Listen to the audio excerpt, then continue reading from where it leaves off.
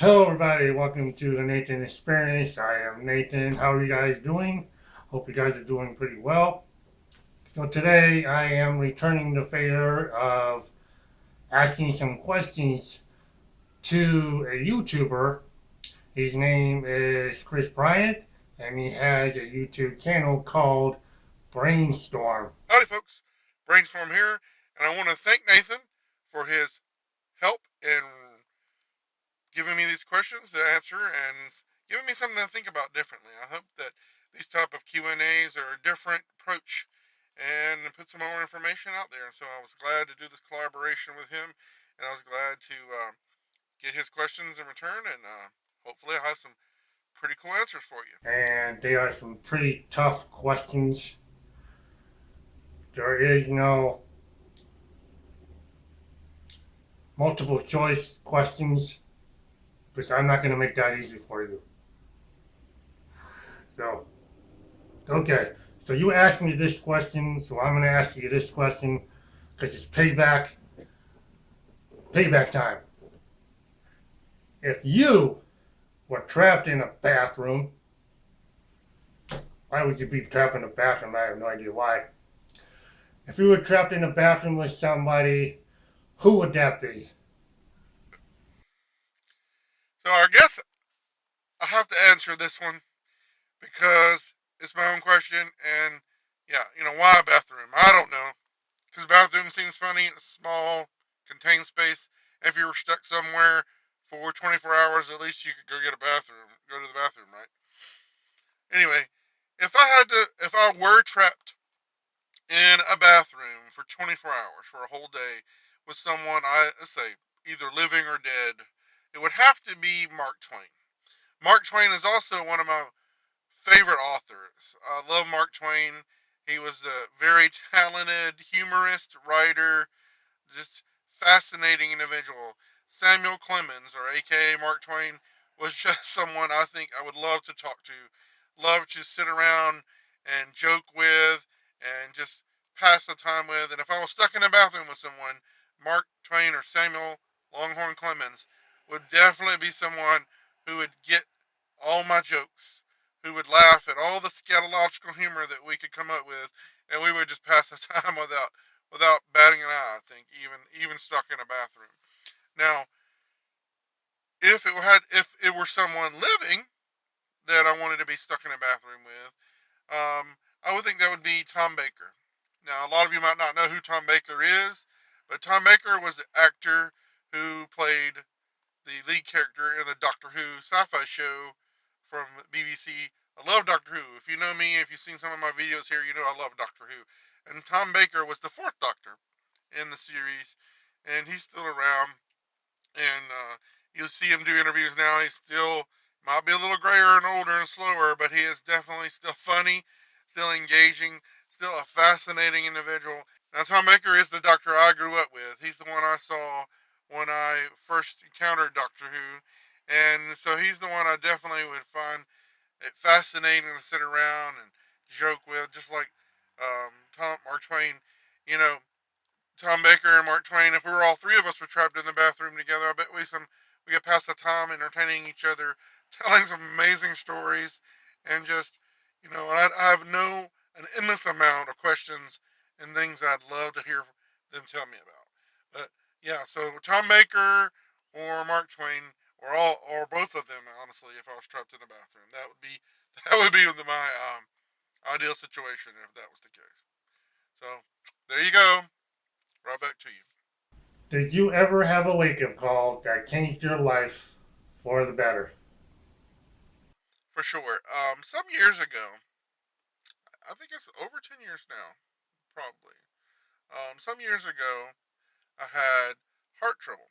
Well, I still have heart trouble, honestly, but I had some concerns. So our cardiologist, and the cardiologist he's a good doctor, and he did his due diligence and did all the tests and stress tests and all that good stuff. And he wasn't overly concerned, but he thought I was relatively in good health for my age, and because I was pretty young still, and he's kind of like, let's cross all the T's and dot all the I's, just to make sure and to make because there's a little bit there that might be concerning. So, obviously you're feeling this discomfort, so something may be going on. So let's go through it. Go ahead and do a catheter, heart cath.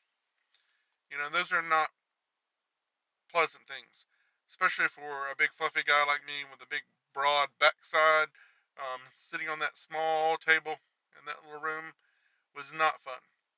And having a heart cath, you're sitting there, you can't move. They're basically rotor rooting up, down through your groin area. After this almost incision, through your byways and highways, and it is not a good thing to begin with. And then to hear the doctor, because you're awake, of course, and you're worried, and you're staring up at the ceiling, and you hear the doctor, professional, well put together doctor, audibly gasp and go, "Oh boy, yeah." Apparently, I had 80% blockage in my widowmaker vein at the time, and he remarked afterwards that if I had been, well, he didn't say this to me. He said it to my wife, who translated this to me later. If I had been in a room full of cardiologists and had a heart attack, he doubt they could have saved me. That's how bad off I was, and it could have come out of nowhere. So I was lucky, and it was a huge wake up call for me. And so he put a heart cath. I mean, he's like, "Let's go ahead and put a stent in and take care of it right now, since we're in there." So they put the stent in. They took care of it. After that, I went. I still do. I still struggle with the diet. Honestly, I'll be honest with you.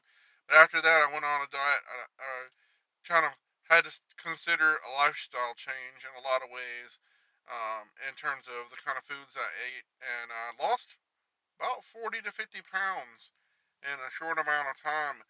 Right around after that, I've gained a little bit of that back, but I have managed to keep most of that off for the time frame. I haven't really. If I doubled down, honestly, I should. And answer this question, and considering it now, I should do a lot better than I'm doing now. And but if I double down, I could probably do a lot better than I do usually. But it was definitely a wake up call. It was definitely a wake up call for me and my entire family at the time. And I'm doing good though. The doctor gives me good, clean bill of health every time I go and have a checkup with the cardiologist. He says your health, even he sounds, rather pleased that the heart stent is holding up very well, and I'm, not had any more issues that I'm aware of. So Do you have any favorite movies? first of all, I apologize ahead of time, but a lot of these answers are just going to be long winded and me talking. So you're probably used to that if you see any of my videos. But do I have any favorite movies? Certainly. Number one and two are the Creed movies. Um, I have a confession to make. I'm not. I was not. I have not been a huge Rocky fan. I like Rocky movies. I like Sylvester Stallone. I think that he accomplished so much with those movies. He made that is his legacy. If any movie is his legacy, it's those Rocky movies. But when the but like a lot of people, I appreciate the Rocky movies. I watch them time and time again. They're great American storytelling at its best. Some of them kind of went off the deep end and trying to make money, I think, or recapture some lightning in a bottle. Rocky Four was definitely my favorite. If you wanted to know, that big, you know, almost like comic book style boss fight. Ivan Drago, Rocky Balboa. Overcoming the communist oppressors or whatever. And that was just awesome. Feel good, wonderful movie. My all-time favorite of the Rocky movies. But I've never been a huge fan of the Rocky movies. Never went out of my way to think about them or talk about them that much, other than sitting down and watching them and being done with it. But when the Creed movies come out, at first, these probably, they're just trying to do it again. He's trying to go to that well one more time and make some more money out of it, and try to see what he can do. But then I gave it a chance. I like movies. I go see movies a lot. Creed was awesome though, from beginning to end. What's so awesome about these movies, Creed 1 and 2, is that the history, the richness, the layers, You could write a script for a movie. You could write that this character is important and he's been through all this, and that he's done this and been there, and this is where he is now, and you should care about that. You could write that into a script, and a well written and well acted movie can convey all those emotions. But this movie, this character, Rocky Balboa, Sylvester Stallone is Rocky Balboa. He is that character. The the love for that character is real. The statue that's in all the movies that's in Philadelphia is a real statue honoring that real character, that real legacy, history, impact that character has brought to the world, whether it's fictional or not. So that richness, that history, that legacy is there and it's real. We could pull back from our collective memory and know that that happened. So then the movie, you're told Creed, if that's like the only movie you've ever seen, you can go back and you don't have to be told that Rocky did this or Rocky accomplished that or he's important because of this or he's accomplished this. You can go back and see those movies yourself. Those are like historical time capsules of the time that they were made and the impact that they had. And that character is all the more important in the Creed movies because he's real. He comes off that page, out of that screen. He's real to us in so many ways. Now you're told now you got to invest in this character, this Adonis Creed character, who's the son of this friend of his, the son of this Apollo Creed, who was this legendary character in and of himself, and what tragedy befell him. You're told to care about this, and you're told to care about this character that is his son that he never knew his father, and you do. You can't help it, and it's just from beginning to end. It's just well crafted. Michael B. Jordan does such an awesome job acting in it, and Rocky, the Sylvester Stallone does an awesome job just kind of like reinventing Rocky, and it's not all positive, either. He goes through a lot of things in his life, and even now, but he's still there. He's still fighting, and we see that character, and we kind of see that growth and that old age. We're all getting old. We're all feeling the change and the ravages of time and history, and you see this character Rocky grown up to that level where a lot of us are too, in some ways, real. Not just fictional, not just created by Hollywood, but you know, I just got goosebumps when the final fight scene in the movie Creed, and the Rocky movies, the music comes on, and just not over the top way, just kind of subtle, and then you just cheer on what's happening to this character. You cheer on the result, which is not necessarily what you think it will be. I'm not going to spoil it any further, but um, it's just an awesome movie. You should see it, Creed.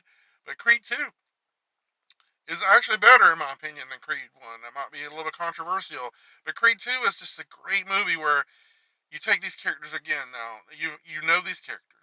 You know Adonis Creed.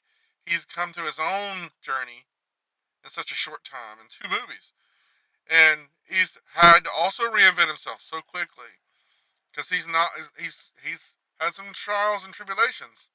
He's not, he may be on the top of his game in some ways, but he's also in this real level. These real things happen to this person where you're like invested immediately into this character, even after only two movies, and you're invested in what happens to him, and you're invested in what's going on to Rocky and Creed 2, and then you bring Ivan Drago back, this Dolph Lundgren character, this large in their life, almost cartoonish, but now he's more real in this movie. He's like he's kind of dragged himself out of the bottom pits of failure and despair and trained this child of his to be this one thing that he imagines, like this great fighter, so that they could get back to some glory and get back to a sense of revenge almost on Rocky, or revenge on the world, so to speak, for discarding him so much. And then just so much richness and so much impact for that movie. And then the way the final fight scene and the way it ends, it's like you've got to see it. It's a great movie. But those are my favorite movies. I know it took forever, but hope you can see that Rocky, Creed 1 and 2 are the best movies. So should go see them if you haven't seen them. I mean, if I go out of my way to buy the DVD as soon as it comes out, or the Blu-rays as soon as it comes out, you know that I like that movie. Yeah. Marvel or DC Comics?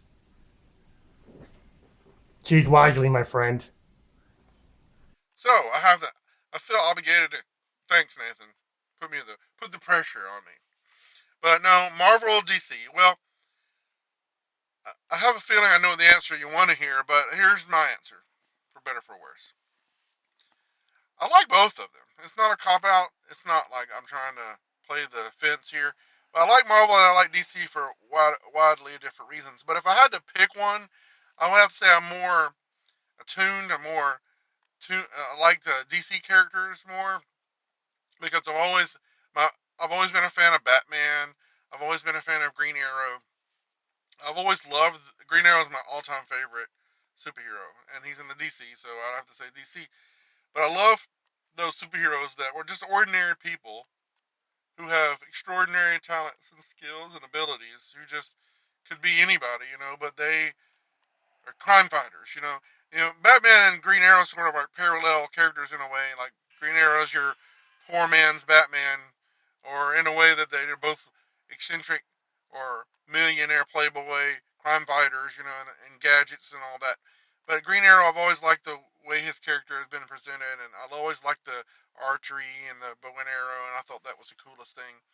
So I like those characters. I like the rich dynamic of the Justice League and all the different characters. The dichotomy there are all so different.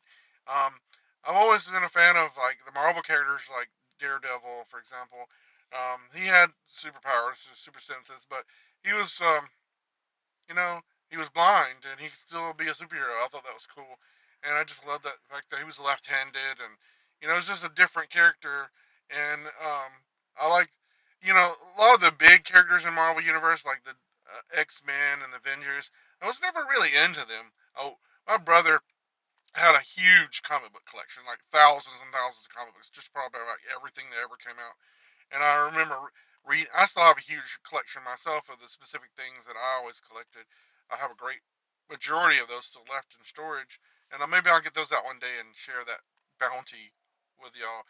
But um, I like the Marvel characters. I like the X Men and Avengers, but I read them, but I wasn't really into them as much as I was, say, Batman or Green Arrow. So DC probably was, if I had to pick one, was my favorite or is my favorite even today. But the Marvel characters now come alive more. When the X Men movies came out, when the Wolverine, which are awesome movies, came out, the Avengers, of course, and all the different Marvel Cinematic Universe movies that brought those characters to life finally for us to all us geeks to appreciate and love. I like those. I appreciate that. I think in the Marvel Cinematic Universe has got it right in so many ways. But I also honestly, I enjoyed the Justice League somewhat. I enjoyed the DC movies that have come out as well, especially Aquaman. I think that was spot on for that character. Even though initially I was like, this guy's not Aquaman, but I gave him a chance, and it impressed me a great deal. So I'm looking forward to the sequel in the Aquaman movies. But you know, if I had to pick one, it's definitely DC. But I do like them both. Why did you create your YouTube channel or channels? I know you have more than one. I'm a creative type person. I like meeting people, going places. I like doing things creatively with my hands and my mind to keep myself active. I've always been a writer, that type of person that wants to create things from just like nothing. Like take wood, a scrap of wood, and just create something useful, or take a blank piece of paper. A blank piece of paper is so inspirational to me because it could be anything. You know, there's no, there's really nothing new under the sun, supposedly, but there's so much creation we can take just words and craft a story out of them. And I've always been fascinated by how we can just create things and make something new or reinvent something or re-energize an idea or something from just out of the air, just from the creativity of our own mind. And for years and years and years, I wanted to do a YouTube channel. I thought about it, but I'm like, no, I can't do that. I would never know what to do. I would not be successful. And I had this mindset of failure before I even tried. And so I always put it off. And like, I couldn't do that. I'm not these people that succeed in that realm. I'm not these people that I see and enjoy. I like YouTube just like anybody else. I enjoyed watching content and learning and exploring YouTube. But like, it was always something in the away up the hill too far unreachable for me. So I finally talked myself into it. This past year, and I haven't been doing it very long, but I've enjoyed it immensely. It is a great. I've always been that AV guy. I've always been that guy who likes technology, who likes making little movies, who likes recording, taking pictures. I've always annoyed my family anyway. Everywhere we go, I would take pictures. Everywhere we go, I would take video, and I would do things like this anyway. And I didn't really have anybody to share it with except for them in some small way. But now I can do that now and share it with everybody. So why did I start my YouTube channel? Why am I doing this? Just because I like being creative. I, I First of all, I thought it was about me, and I thought it was about me getting my creativity out there and trying to see how appreciated and fun and interesting it could be. But then it turned into more of I like helping other creators. I found that more than I like being creative and successful in a way that I measure it, because you measure success ever how you measure it. I like being helpful to others. I like helping other creators achieve growth and achieve success as for how they measure it.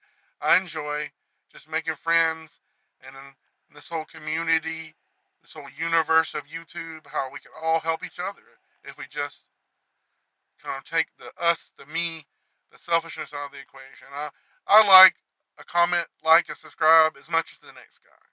Subscriptions are important no matter what anybody says. But I mean, I like helping others achieve as well. And that's just probably the most driving factor on this YouTube channel now for me is to help others succeed. But I started this as a creative outlet. It's still a very much a creative outlet for me, a way to give back the positive that I feel in the world. And everything. My kids now, every time we go somewhere, they're like, "Oh, everything's not a video, Dad. The world doesn't revolve around your YouTube channel. It doesn't." But I feel like I'm capturing these moments for them, for myself. I may not do this forever. I may not be here forever. And who knows? I could stop tomorrow and I'll be satisfied with what I've accomplished. But I have had so much fun and I've met so many wonderful people like you, Nathan, and like all the people in the YouTube land. And it's just a great thing. And this journey I've been on a share the positive journey for a month now. I've been posting every day trying to share the positive messages, just share good things so that we can all fight back the negative that's in this world right now, this craziness. So that's why, and that's where I am right now on my YouTube channel. Thanks for asking. I have the main YouTube channel, BRAinstorm. I have BRAinstormcraft. It's sort of just a fun gaming channel, like playing Minecraft. That's what that's all about. I'm not really super crazy about the gaming channel, but it is something I have out there. So please go check it out, BRAinstormcraft. And that's pretty much it. I have those two YouTube channels, so go check them out. I'm also on Facebook, Instagram, Twitter. You know, I realize that social media is a great interlocking synchronicity of useful tools. So I try to use all those things to help feed each other in a way that just lets people get the message out there and what I'm trying to say and what I'm trying to say. We're all in this together. From before all this stuff in the world started happening, I believe that was true. We're all creative in our own way, and we all can help each other in our own way to just get out there, create, share, and help one another ever the best we can. So thanks for that. Who do you think played the best Batman? Now, for your answer, I got to throw a little curveball on you on this question.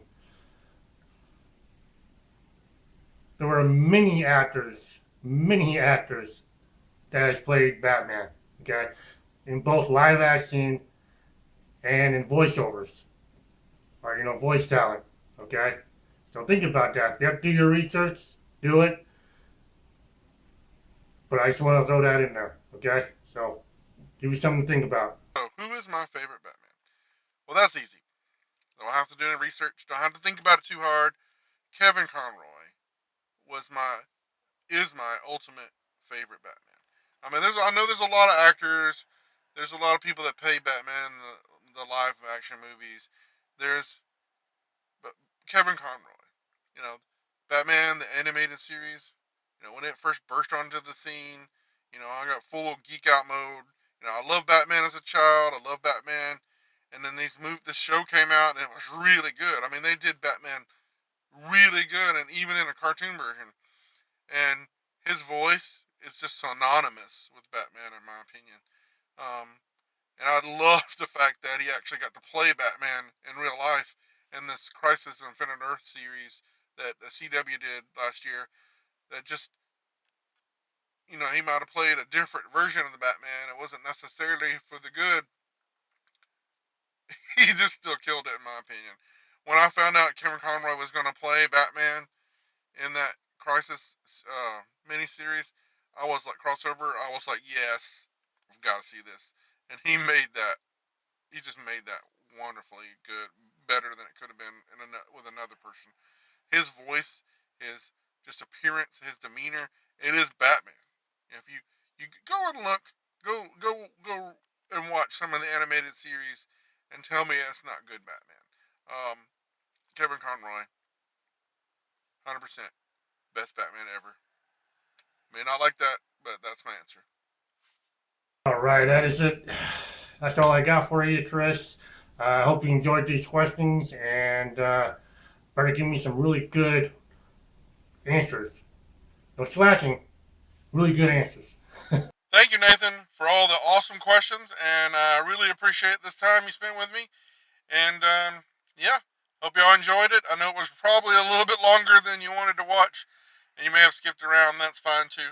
But I do think they were great. It's a great experience. I hope to do these more often. And yeah, so y'all be sure to go ahead and visit Nathan's page, the Nathan Experience, his main channel, and Nathan is Burning. Give him a like, subscribe, comment, share, all that good stuff, and check out both our channels. Yeah, we appreciate it if you do, because every little bit of support helps, and it makes us feel like we're accomplishing something each and every day when we share our heart with you and we reach out there in YouTube land. I hope you enjoyed watching this video. If you did, please hit that like button. Leave some comments down below and hit our subscribe buttons if you enjoy Chris's YouTube channel. So, but yeah, that is it for this video. I will see you guys in the next one. Namaste. Peace out.